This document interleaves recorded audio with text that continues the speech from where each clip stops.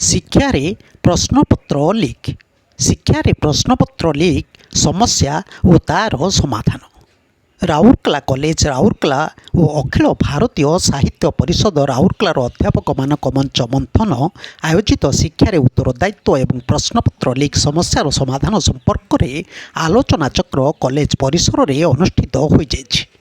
ମନ୍ଥନର ରାଉରକେଲା ସଭାପତି ଶ୍ରୀନାଥ ଜେନାଙ୍କ ଅଧ୍ୟକ୍ଷତାରେ ଅନୁଷ୍ଠିତ ଏହି ଆଲୋଚନାଚକ୍ରରେ ରାଷ୍ଟ୍ରୀୟ ସ୍ୱୟଂସେବକ ସଂଘ ଓଡ଼ିଶା ପଶ୍ଚିମ ପ୍ରାନ୍ତର ସଂଘ ଚାଳକ ତଥା ମ୍ୟୁନିସିପାଲ କଲେଜର ପ୍ରାକ୍ତନ ଅଧ୍ୟକ୍ଷ ଡକ୍ଟର ସନାତନ ପ୍ରଧାନ ଏବଂ ରାଉରକେଲା କଲେଜର ଅଧ୍ୟକ୍ଷ ତଥା ସାହିତ୍ୟ ପରିଷଦର ରାଉରକେଲା ମହାନଗର ସଭାପତି ରବୀନ୍ଦ୍ର କୁମାର ଜେନା ଉପସ୍ଥିତ ଥିଲେ।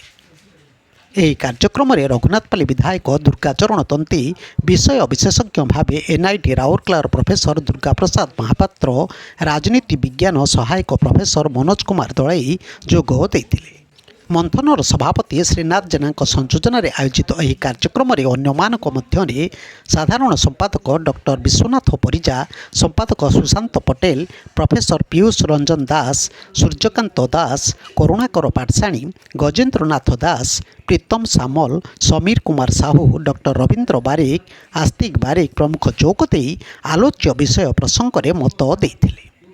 ସଭାପତି ସମସ୍ତ ଅତିଥି, ବିଷୟ ବିଶେଷଜ୍ଞ ତଥା ଅଧ୍ୟାପକମାନେ ସେମାନଙ୍କ ବକ୍ତବ୍ୟରେ ଗୁଣବତ୍ତା, ପାରଦର୍ଶିତା, ଉତ୍ତରଦାୟିତ୍ୱ, ନୈତିକ ଦାୟିତ୍ୱ, ଚରିତ୍ର ଗଠନ, ଶିକ୍ଷକ ଚୟନରେ ଗୁଣାତ୍ମକ ମାନ, ଶୈକ୍ଷିକ ବାତାବରଣ, ରାଷ୍ଟ୍ର ସମାଜ ନିର୍ମାଣରେ ଭୂମିକା, ଛାତ୍ରଛାତ୍ରୀ ଓ ଅଭିଭାବକଙ୍କ ପ୍ରତି ଶିକ୍ଷକଙ୍କ ଦାୟିତ୍ୱ ସମ୍ପର୍କରେ ଆଲୋଚନା କରିଥିଲେ। ଦେଖନ୍ତୁ ତାରି ଚିତ୍ର। ଭଲ ମନ୍ଦ ଆମ ଆଗରେ ଆସିବ, ଆମେ ତାକୁ କେମିତି ପିଲାଙ୍କୁ କହିକି ଯେ ପିଲା ତୋ ଜୀବନରେ କେବଳ ଭଲ ଆସିବ, ମନ୍ଦ ବି ଆସିବ, ସେ ମନ୍ଦକୁ କେମିତି ଦୂରେଇକି କେମିତି ଭଲକୁ ଯିବୁ, ସେ କଥାଟା ଯଦି ଆମେ କରିପାରିବା। ଶିକ୍ଷକ ପ୍ରକୃତରେ ମେରୁଦଣ୍ଡ। ଆମେ ଜାଣିଛେ ଆମର ଯେଉଁ ଶିକ୍ଷା ଆମେ ଦେଉଛେ, ଯେଉଁ ଗୁଣାତ୍ମକ ବୃଦ୍ଧି କରୁଛେ, ତାର ମାନେ ବିକଳ୍ପ ଆମର ନାହିଁ। କାହିଁ ବିକଳ୍ପ ନାହିଁ? ତାର ଆମେ ଶିକ୍ଷାକୁ ଭଲ ଭାବରେ ଗ୍ରହଣ କଲେ ବଞ୍ଚିପାରିବାନି। କାହିଁ ନାହିଁ? ଆମେ ଜାଣିଛେ ସମ୍ବଳ ଦୁଇ ପ୍ରକାର। ଗୋଟେ ହେଲା ଆମର ମେଟେରିଆଲ ରିସୋର୍ସ, ଆଉ ହେଲା ହ୍ୟୁମାନ୍ ରିସୋର୍ସ। ମେଟେରିଆଲ ରିସୋର୍ସ ହେଲା ଆମର ଭୌତିକ ସମ୍ପଦ।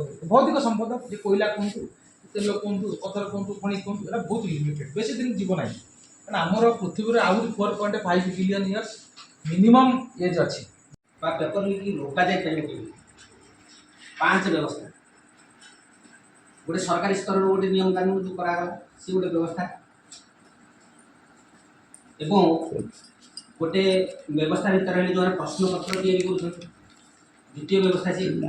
ତୃତୀୟ ବ୍ୟବସ୍ଥା ହେଉଛି ଯେଉଁଠି ଛପାଯିବ ସେଠି ବି ହେରଫେର ହେଇପାରେ। ଚତୁର୍ଥ ବ୍ୟବସ୍ଥା ହେଉଛି ପ୍ରଶ୍ନପତ୍ର ଛପା ହେଇଗଲା ପରେ ଲଜିଷ୍ଟିକ୍ ବ୍ୟବସ୍ଥା, ସେଠି ହେରଫେର ହେଇପାରିବ ମଝିରେ। ଚତୁର୍ଥ ବ୍ୟବସ୍ଥା ହେଉଛି ପରୀକ୍ଷା ହଲ୍। ଇଏ ବିବିଧ ବ୍ୟବସ୍ଥା ଗୋଟେ ପ୍ରଶ୍ନପତ୍ରକୁ ଲିକ୍ କରିବାର ଦାୟୀ। ये सब व्यवस्था को कोऑर्डिनेशन, भल कोऑर्डिनेशन रक्षा करबा पई आवश्यकता अछि। जहाँ वर्तमान सरकार ये जो आंदोलन है, छात्र आंदोलन, तथाकथित छात्र आंदोलन है, ताको सफल करबा पई वर्तमान व्यवस्था करा जाय। दी काम कोटी को दायित्व दिया है, प्रमुख दायित्व दिया है। टेक्नोलॉजी को केमती अपव्यवहार करा जाय परिबो नाही, सेति पई मध्य जड़े विशेषज्ञ दायित्व दिए, लॉजिस्टिक बाबद भी दायित्व दिए। सब जो दिग को एनालिसिस करके दायित्व दिया है परवर्ती समय केमी कम रु कम बा न हवा विधिगत व्यवस्था हो सारी। आज आमर जो साहित्य परिषदर मंथन कार्यक्रम रे विशेष भाव में अध्यापक मान द्वारा शिक्षा नीति रे उन्नति तार पर विशेष आलोचना थिला। समाज को शिक्षा ही आगु को बढ़ाई थाए। तेणुक समाज राष्ट्र को आगे जो शिक्षार आवश्यकता अच्छी, से शिक्षा नीति केमती सुधार हो पार, तार केमती उन्नति करा जाई परिबो, ता उपरे विशेष आलोचना चक्र राउरकेलार विभिन्न कॉलेज रो अध्यापक मान द्वारा अनुष्ठित होता। से मत सुजोग मिलला सहित मिसिकी से किसी शिखबार शुणवार एवं मोर मत रखिली।